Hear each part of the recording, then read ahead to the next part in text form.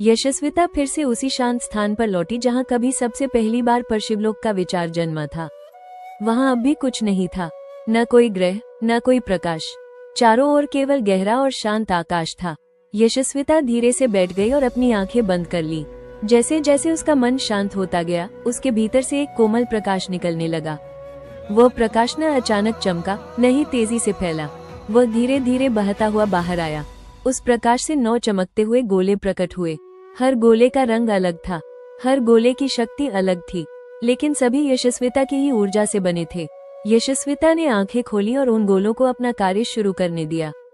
सबसे पहले पृथ्वी का गोला आगे बढ़ा, उससे भूमि बनी, ऊंचे पर्वत उठे और मजबूत धरती तैयार हुई। फिर जल का गोला आया, नदियां बहने लगी, झीलें बनी और विशाल समुद्रों ने ग्रह को भर दिया।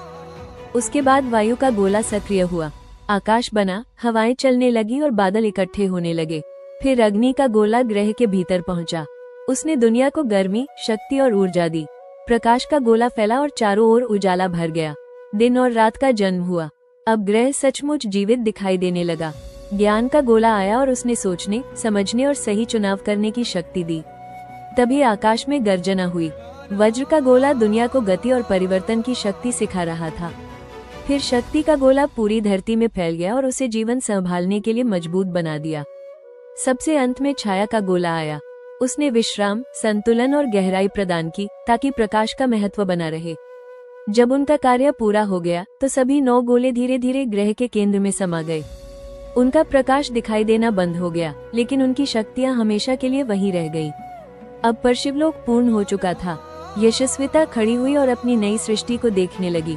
अंतरिक्ष में परशिवलोक शांत और सुंदर दिखाई दे रहा था। उसमें वो सब कुछ था जिसकी उसे आवश्यकता थी। यशस्विता कुछ क्षण उसे देखती रही, फिर वो मुस्कुराई और पीछे हट गई। अब परशिवलोक अपनी पहली यात्रा स्वयं शुरू करने के लिए तैयार था।